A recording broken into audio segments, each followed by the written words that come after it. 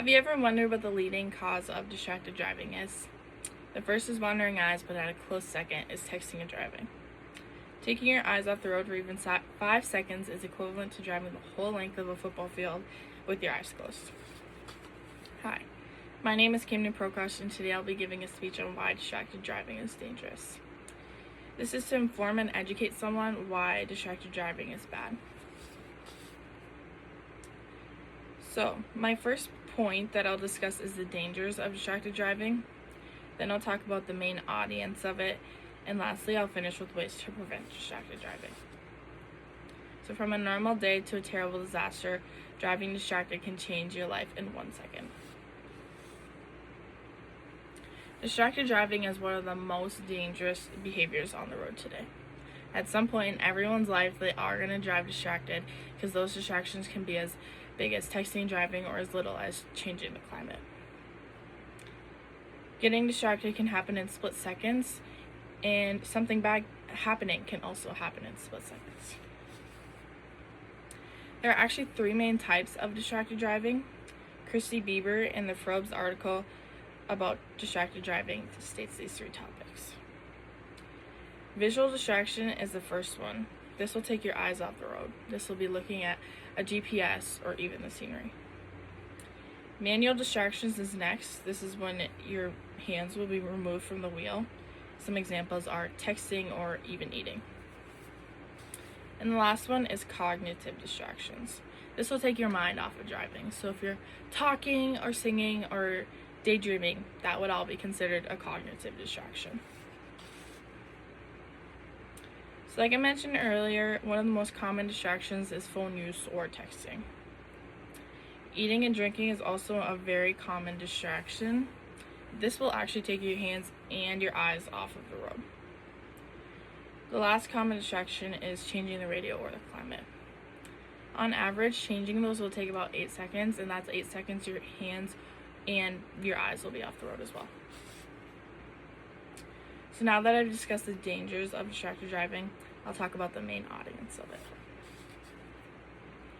Teenagers and young adults are more likely to be distracted than anyone else.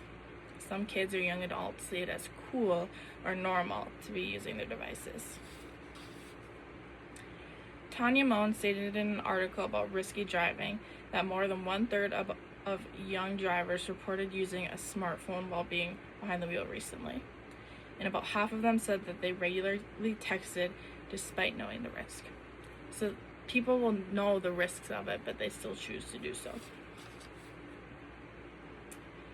Taking your eyes off the road can leave you with a lifetime of regret. You never know what's going to happen. According to the globalstatistics.com, in 2023, 9 people died from distracted driving every day. So that's 3,275 lives lost in 2023 from distracted driving alone. The number of people who drive distracted will continue to go up every year.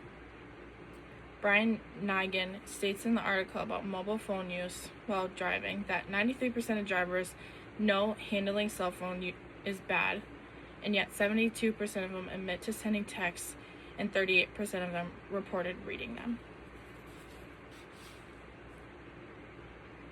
So while technology continues to change, we can assume that distracted driving and the rates of distracted driving and the crash report will also continue to go up. Now that we've discussed the main audience for distracted driving, I'll talk about ways to prevent it. So before getting behind the wheel, there's some things you can do to prevent it. Make sure any phone calls or texts are responded to so you don't feel obligated to do so while you're driving. Also have hard conversations. Your family members need to know that distracted driving is bad. It's very important to be aware of those dangers of distracted driving and ways to prevent them. And also being aware that some distractions are actually illegal. So if you get caught using them, distractions, you can get into legal trouble. So there's some extra devices or apps you can download for whoever's driving to make sure that they're not on devices. These extra apps or devices are more towards texting and driving, but they're still very beneficial. Some insurance companies have a little device that most of the time you'll put on your windshield that connects to your phone and counts the amount of times that you are on your device while you're driving. It actually can raise your insurance up to if you reported driving on your phone multiple times. And Life360 is also a good option. It tracks your location, your speed. It can detect how many times you're on your phone while driving. If you're on your phone a lot, it will actually alert it as a risky drive as well. A cool thing about Life360 is it also has an alert, so if you get in an accident, it'll alert whoever's in your circle that something has happened to you and that help is on the way. So I hope you learned a little bit more about distracted driving, the main audience for distracted driving, and ways to prevent distracted driving. And in conclusion, distracted driving is something that should not be taken lightly.